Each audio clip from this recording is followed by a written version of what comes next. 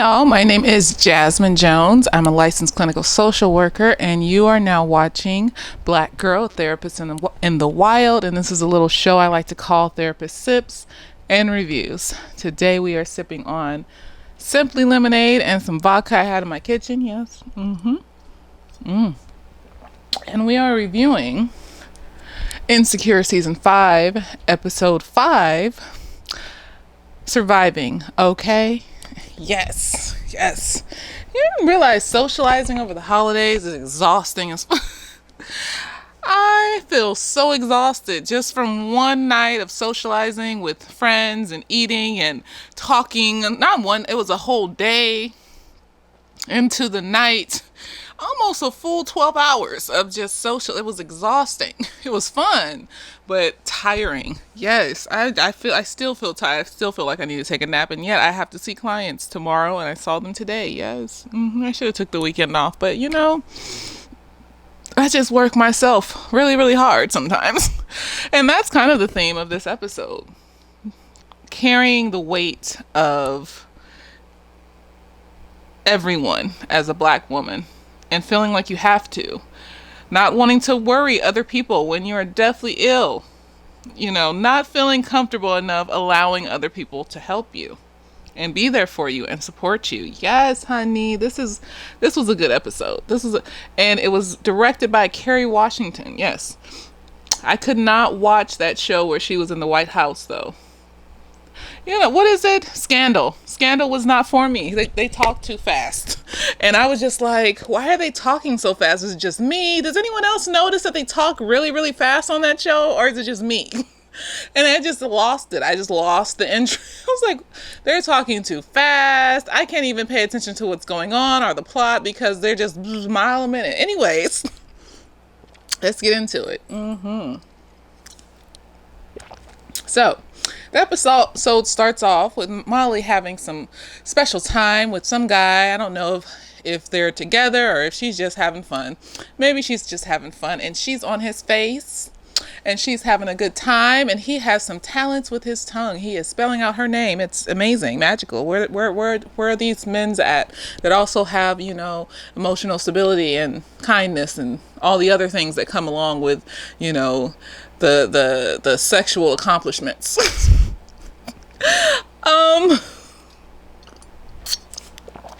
She's able to finish on his face, and then her phone goes off, and it's a bunch of texts from her brothers and her dad. And so then next scene, she's in the hospital, and apparently her mom is in the hospital, and the doctor is so dumb. He comes out and basically he says that her mom is about to die. And so the family goes into the room and it's not even her mom. He mixes up the paperwork. See, anyways, they go in to see her mom. Her mom has had a stroke. And apparently this isn't her first stroke. She has had another stroke in the past, but she didn't want to worry the family. It was a minor stroke. And, that goes into you're just Black woman just carrying things. Molly is like overworking herself, trying to make sure everyone in the family is okay. Also, she's trying to make sure that, she gets this project done at her job, this proposal. Are you coming in today? I told my assistant I was handling some personal stuff. She's just all over the place. And she's feeling like she has to carry this load by herself. And what I noticed is that she didn't even text Issa to let her know that she was there at the hospital and to come to support her. Her own support didn't even cross her mind. And, this is about being the mule in society, being treated as the mule, being made to feel like you have to be the carrier of everyone's weight, not knowing or understanding who you can reach out to ask for help, who you can reach out to support you. And it can become very exhausting as a Black woman to not realize that. To not realize that you can ask for help. You can get support. You don't have to shoulder everything. But Molly isn't there yet necessarily. So we go to Issa. Issa is being served coffee by Nathan in bed. They're having they had a nice little evening together. It's nice. Issa's not 100% sure what this is, if this is a relationship, if this is just dating. So, and she doesn't want to step on any toes. You can tell she's hesitant to call it anything. She's even hesitant to, because they both have some free time that morning until the afternoon. And, she's even hesitant to say, let's just hang out. And Nathan is just kind of like, well, he wheedled his way around to basically saying, let's hang out. So it's even in that, when you have someone there that's supporting you, you still don't know how to ask. You still don't know how to reach out and be okay with that. And so she's like, well, because they're still wheedling around it. So they haven't really got to, Nathan didn't say, let's hang out. They're still wheedling around, basically just asking each other to hang out. And she's like, well, I have lunch today with Molly, but she sometimes cancels. So let me text her and see what she's doing. Would have to keep hanging out. Let me just call her. Hey, what you doing? Reading a book with your reading ass? And Nathan was like, well, yeah, you don't want to use up the free, reservation. You don't want to use up an open reservation. She's like, yeah. So she calls Molly, and Molly tells her that she's at the hospital. Mm-hmm. So Issa goes to the hospital, meets with Molly, and Molly's just freaking out. She's like on WebMD trying to figure out like all the different signs and symptoms of what her mom could have, and she's trying to like make sure her dad's okay. She's trying to make sure everyone is okay. Who's supporting her? And that's exactly what Issa said when she got there. She was just like, who's supporting you? Who's supporting you, Molly? And she's like, well, I have to be here for everyone else, and I have to, and Issa was just like, how can I help you? And Molly was just like, thank you, girl. I love you. And then she was like, I love you too. And they hugged in the bathroom because Issa was going to go and get Molly a change of clothes because she was still in her, nighttime dress from her date experience the previous night. And so Issa suggests that she wear Molly's dress and Molly can change into Issa's clothes. I love seeing their friendship just get closer and closer and closer. See, you can have arguments with your friends and stuff can happen as long as they don't do some deeply betrayal type shit or they don't have a pattern of manipulation and fuckery. There's some caveats here. But how you respond and how you reconcile, that's like the most important part. That's the most important piece. So they change out of each other's clothes, and Issa had Nathan drop her off at the hospital. So Issa goes and calls Nathan back, and he picks her up. And when he dropped her off to the hospital, she was just like, thank you. You didn't have to do this. I really appreciate it, and you don't have to pick me up or anything. And he was just like, just let me know if you need me. And she was just like, oh, are you sure? That just stopped her in her tracks. Like, what black man? I was reading this meme the other day about how, it was a question of, has there been a black man in your life that has ever provided for you? Excuse me. And I wrote underneath the post, my Lord and Savior, Jesus Christ, when he died on the cross for my sins. Thank you, Jesus. Because no. And a lot of women posted underneath that no. So to never have had that, or to have had it sparingly to the point where it's hard to recognize when you get it, because kindness, especially from men, especially from black men, often comes with manipulation, bullshit, fuckery. Some's gotta give here, But no, Nathan seems really genuine. He seems like a really genuine person. He sounds like he cares about Issa, cares about her well-being. So he takes her to Molly's place. Molly has this little dog, this little like, and they call the little itty bitty dogs with a squash nose that cost like thousands of dollars and shit. She changes into some of Molly's, clothes. And Nathan notices that the dog ain't got no food, ain't got no water. Issa's just like, well, I'm sure the dog will be fine. I was just like, girl, I don't know if she wants to have children one day, but girl, what are we doing? What are we doing here? And so they take the dog for a walk because Nathan's just like, and they have this little cute walking escapade and it's wonderful. And then Issa's mom calls and it's Tasha Mack from the game. And she's, because both Issa and Nathan had texted their moms after finding out about Molly's mom, and made them want to text their mom and just send them like a love text, like, I love you, I hope everything's going great, or call their mom. I think Nathan called his, and then Issa texted her mom like a nice little message or something. And so Tasha's on the phone talking about, oh yeah, let's hang out. And then she notices that Issa keeps looking over at someone. So Tasha, of course, I'm going to call her Tasha. I don't care. She's going to forever be Tasha to me. She's like, let me see him. And so she's talking to Nathan, and she was like, are you my daughter's boyfriend? And Nathan's like, he looks at Ethan and he's like, yeah. Nathan's ready to claim. He is ready to claim her. He's ready to be there for her. He's ready. He's on the level. I don't know where Issa is though. But in that scene, because at the end, I felt a little iffy about Nathan's stance on claiming her, but we'll get there. Anyways, so he's like, yeah, I'm her girlfriend, I'm her boyfriend, and Issa was just like, okay. And then when Issa got off the phone, she was like, oh, you didn't have to do all that. And he was like, what? I'm your boyfriend. And I was like, okay, I got, because that should have been me. I'm like, oh, no one has ever claimed me so aggressively before. Just not even aggressively. It's matter of factly. This is a fact. This is a fact that we go together. Like, I wouldn't know what to say to that if I liked the person and we were dating, and then all of a sudden they were just like, I'm your boyfriend. Oh, okay. Okay, if that's what. Is that the decision you made? I mean, I guess I'll just go along with it. We'll see what happens as we go along with this, this claim that you've made. I agree to it as long as you agree to it. There you go. Yes. As you can see, I have issues. So Issa's just like smiling, like, oh, okay, shit.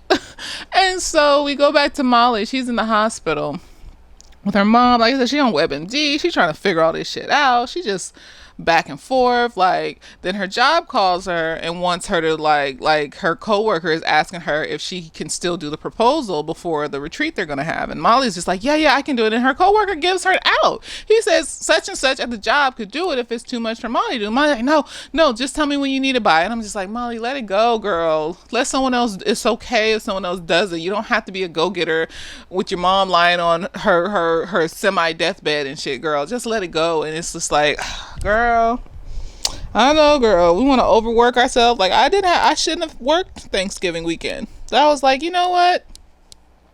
Them people probably need to talk about shit that happened over Thanksgiving. I need the little extra change. I want to help the people. What else am I going to be doing Saturday and Sunday? And mostly people, didn't schedule. But still, it's just like, if I left things up to who I really am, I'd work every day of the week, 8 hours a day. Yes, I had to step back and realize that no, bitch, you deserve rest. You deserve relaxation. You deserve to take care of yourself. You deserve to give yourself gifts.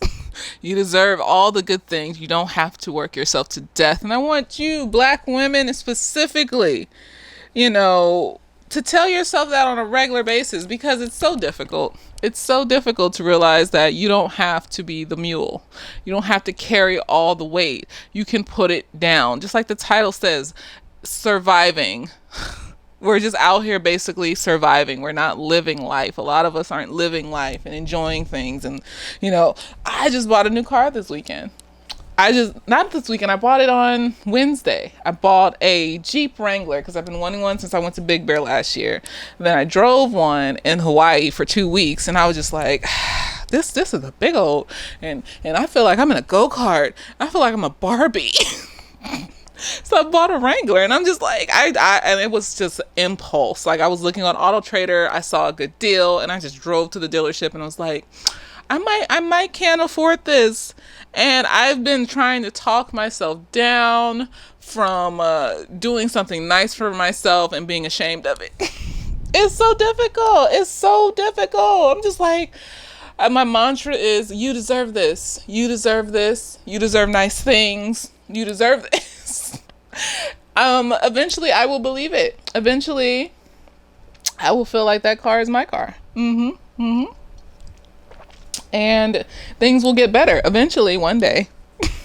And then I'll do more nice things for myself and rest and relax and do all those things and stuff because I deserve it as a human being. As a human being, I deserve all the things. So, and then I also deserve a husband that will one day give me all the things too, as I will give him all the things, because I'm that type of bitch to just be buying random shit. Like, oh, he would like that. Just be at the store, walking down the street, just like, oh, Bae would love this. Yes. And then if he doesn't like it, I just so hurt. So bothered. Like, so you don't like this?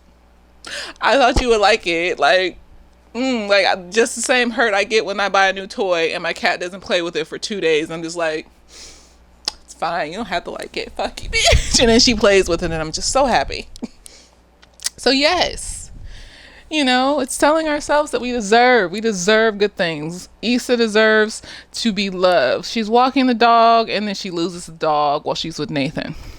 And they're looking around the city. He's like walking with her, helping her look for the dog, all the amazing things. And Nathan tells this story about how, you know, when he got home, when he was younger, he had a dog and him and his friends lost a dog in the area. And they spent like hours looking for that dog because apparently his dad gave him some kind of semi-abusive threat of, I'm gonna beat your ass if you let somebody mess with you or something. And Issa just looks at him with all the empathy and just like, that's not okay. Sorry that happened. And you know, Nathan glosses over it, but the shit our parents do, I know it's in the black community. Imagine how you felt emotionally as a child. Take away, oh, I was a bad kid. Take away, oh, this is how things are supposed to be. Even take away the fact that for the most part your parents loved you. In that singular moment of being spanked, not even swatted, but maybe even swatted once. How did it feel emotionally for you to be hit like that? I remember I was scared. I was scared of my mom. I was scared to be hurt. And if I have kids, I don't want to make my kids feel like that.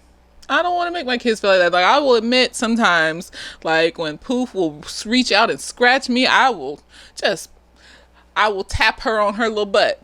Not hard, just like, you know. And I feel really bad about it. I'd be like, it's a reflex. And I'd just be like, where the fuck did that come from?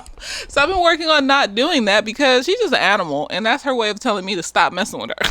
Like, she can't say it verbally. So it's like with kids. They can't say it verbally how they're feeling a lot of times. And so you have to decipher that for them. And if you aren't a good enough parent to decipher that for them, why did you have the child? So yeah, I don't really agree with spankings anymore. I used to. It was like, you know, that's what they get. But then that's when I was just looking at children as objects that are here to serve and be quiet. Now I'm just like, no, these are little people that feel things and have hearts and souls. And I'm not messing that child up for life. What? So we're going to learn how to communicate. And I'm going to stop giving my little Poof a tap on her butt when she scratched me. And we're just going to work together and figure it out together. Yes. And so anyways, they're looking for the dog. And then he says that the dog, when he got home, his dog was sitting on the porch. And so he's telling Issa this, like, let's go back to Molly's apartment and wait outside. Maybe the dog will recognize its walking route and will show up. And so him and Issa go back and sit on the bench, and they're waiting, and Issa's just like, thank you for being here, you're so patient with me, and all this other stuff. And I was just like, oh, that's so sweet. He's so patient with her. It's wonderful, magical. Yes. And then she's all like, and I love you for that. Like, she was saying it like jokingly, how you would say it to a friend. It just slipped out. So it could mean, I love you. Or it could just mean like you say it to your homegirl, I love you for that, girl. You're just amazing. So I don't know, but he didn't say it back. Sir. He didn't say it back. That's all I had. He didn't say it back. He just looked at her with an endearing look in his eye and then kissed her on the mouth. And then, you know, we skip over to the hospital. He didn't say it back. That's all You claiming bitches. Maybe they both just took it as a joke, as not meaning I am in love with you. But still, it stung a little bit, just a little bit. It was cute though that he looked at her so softly and gently and kissed her, but still, they cute together though. So anyways, we go back to the hospital. Molly's in the room and the doctor comes in. The rest of the family had went somewhere, and so the doctor is telling Molly about her mom's scans, and he tells her that her mom has significant brain damage and she may end up with significant paralysis. And Molly's just like, no, that's not true, scan it again. She didn't want to believe it, and the doctor's like, no, it is what it is.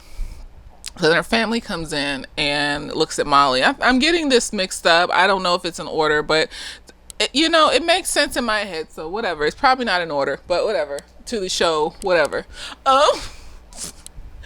But her family comes in and her dad looks at Molly's face, and he knows Molly's face. So he looks at her face, and then he goes, what did the doctor say? So she tells him what the doctor says. Issa is back at the hospital now. So she comes back after the dog walks up to them. So the dog walks up to them and found its way home. They put the dog back in the apartment. And Issa ends up back at the hospital with Molly in her new change of clothes that she's going to keep because that little jumpsuit outfit was cute. Anyways, she's sitting there with Molly, and Molly's just freaking out. She's like, why didn't my mom think I was strong enough to know what she was going through? And da-da-da-da. And Issa's just like, no, you are. Like, you're amazing. And she's like, Issa's like, what could you have done? And Molly's just like, I could have called her more. I could have, made sure she was getting to her hospital appointments. I could have did this, that, and the other. And it's just like, maybe, she didn't want her to worry, but at the same time, it's like she should have just told people to be there for her. It's like we as Black women, a lot of us feel like we have to be the strength. It's like, we want to say, because a lot of us don't have men of the house. A lot of us weren't raised with men of the house. A lot of us were raised to be the strength in the house and to be the people that shoulder everything, and not to worry your children or anybody else around you. So, and it's not okay. It's toxic. She could have had all of the support, but she didn't.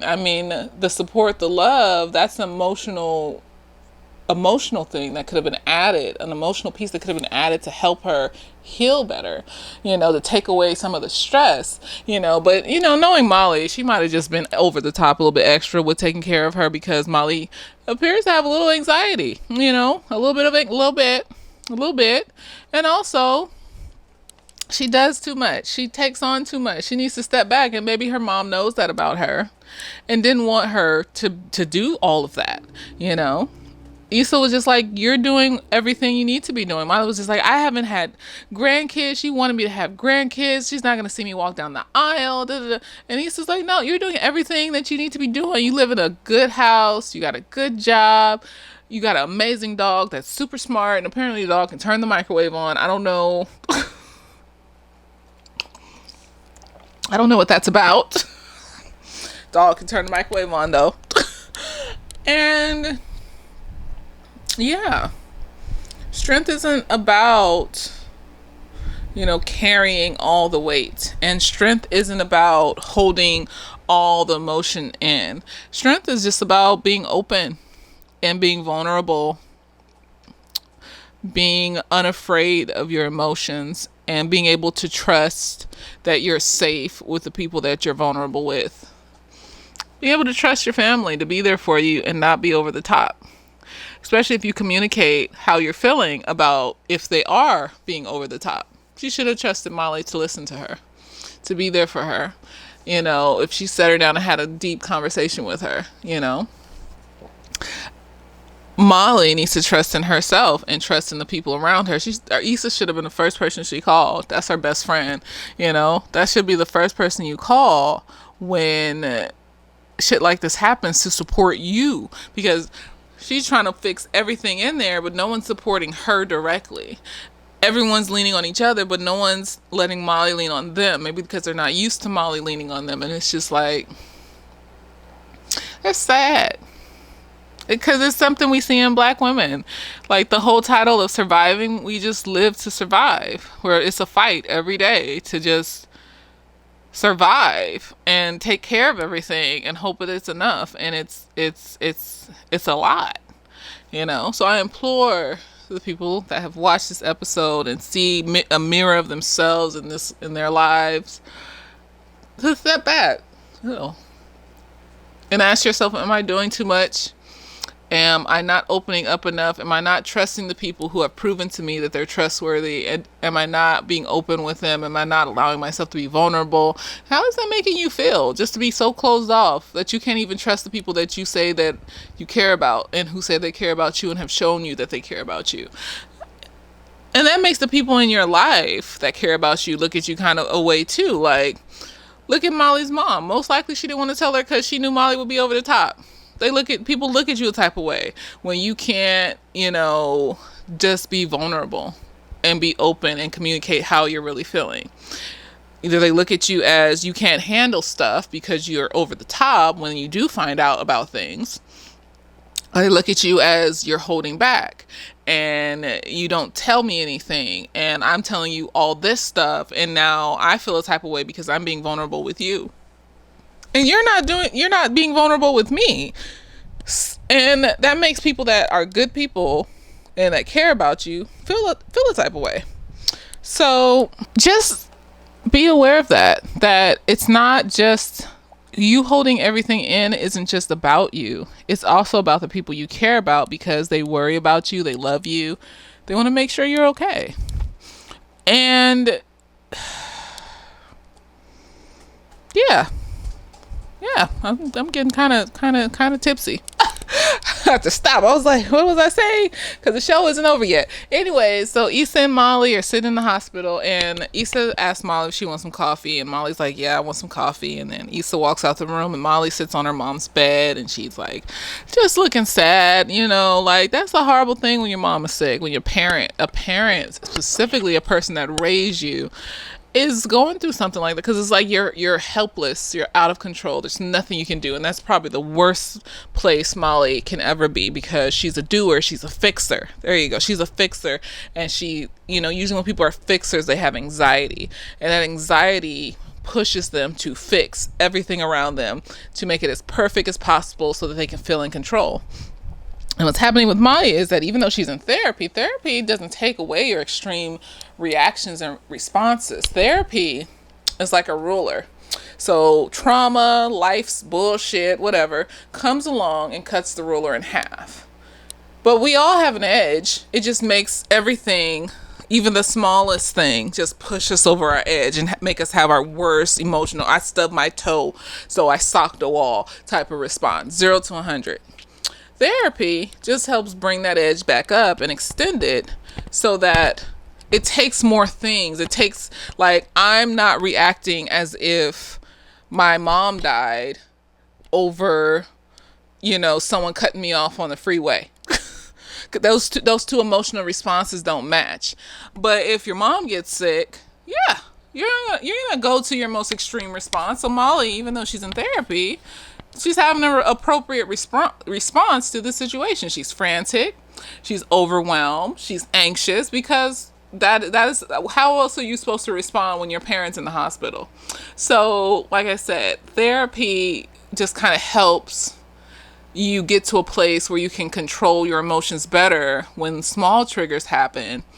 And then when large triggers happen, you're going to act hopefully not as bad as you did before, but it's still going to be a pretty extreme reaction compared to you stubbing your toe.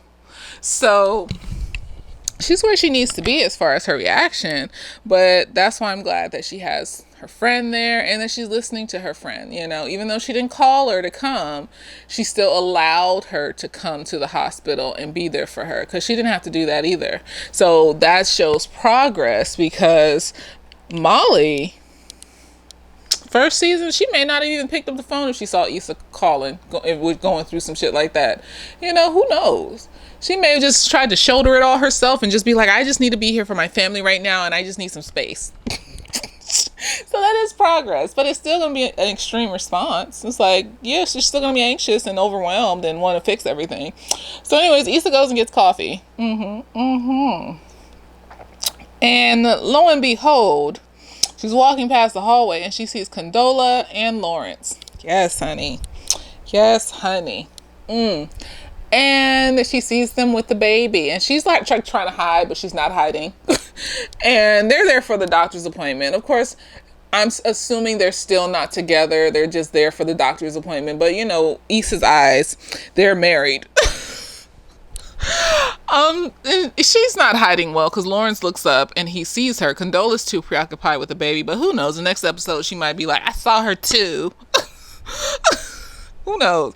And of course, he looks all forlorn in the face, like, and she look all like, so there's still feelings there. They just don't know how to. And so, you know, we're going to see what happens. Like I said, they're in the season trailer, the season premiere trailer, whatever you call it. Lawrence is talking to somebody and she's like, oh, you moved back. So he moves back to LA. So he's there in Southern California. So I don't know how this is going to work with Nathan in the picture, because Nathan is like,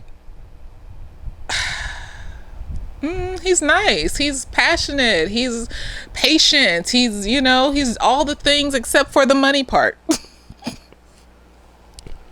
I'm just going to stick with that. No, because at the end of the day, like I said in my last video, financial security is an important piece to a relationship. And as long as you're ready to be with someone who makes substantially less than you, you have to be ready emotionally, and they have to be ready emotionally, because shit comes up. People get resentful, okay? And Issa has the type of career where she can make 6 figures or above. She's in an entertainment situation. She's getting more companies that want her to do more events, okay? She could have her own entertainment company, our own event company at this point. This a huge event company and shit, I mean. So, yeah. The money area, you know, Nathan owns a barbershop, and he, you know, yeah. But otherwise, he's a decent fella. So we'll see what happens here. Lawrence, on the other hand, you know, they had like a couple weeks where they were going smooth, and then Issa got cold feet because Lawrence got Condola pregnant before they got back together. But then also Lawrence is showing his ass with Condola. So Lawrence still got like emotional issues and shit like that. Like Nathan seems more stable, more grounded, I go to therapy and work on myself. Not just because I'm bipolar, but also just because, you know, it makes me a happier, more grounded person. So I don't know. It's the 5th episode. I looked it up. There's 10 episodes. So we halfway through this shit. So the next half, we just have to see who she end up with. See, now it's like a whole love triangle. We don't know, because they still have feelings for each other. And she's talking about, I love you, Nathan. Maybe she said it jokingly. Maybe it was just like some shit like you say to your, like, girl, I love you, girl. Yes. But it wasn't like an in love thing, because I don't know. What y'all think? Y'all think she in love with Nathan? Because Nathan's nice. Nathan is nice. He's patient. He's kind. He's there for her. He supports her. He's not complaining about things. Last time Lawrence and Issa were in a full relationship, she couldn't even get that nigga to get out the bed and do things with her. Yes, he was depressed, but no, you don't get no leeway. You didn't work on that. You didn't go to therapy. So you left because she cheated. If she didn't cheat, where would you be at? Would you still be in bed, or would you be trying as hard as you did when you did leave her? Who knows? So that may be because they were together since like college. So that may be a part of where she gets that, you know, that hesitancy to, you know, put herself out there with Nathan, and that you don't have to kind of attitude when he like tries to be there for her and do things for her. That might be a part of where she got it from that relationship with Lawrence, and not knowing if she could be open and trust him and ask him for stuff, or trust him to be there for her. Who knows? But anyways, I hope you enjoyed this review. Episode 6 is on tomorrow. we'll see what happens. I'm not even gonna say when I don't know. A bitch be tired, okay? So, for the fans that watch, even though I am late on these episodes, I appreciate you. Thank you so much for being patient with me and being kind in the comments and all the things. And I hope that you enjoy this review. And yeah, later days.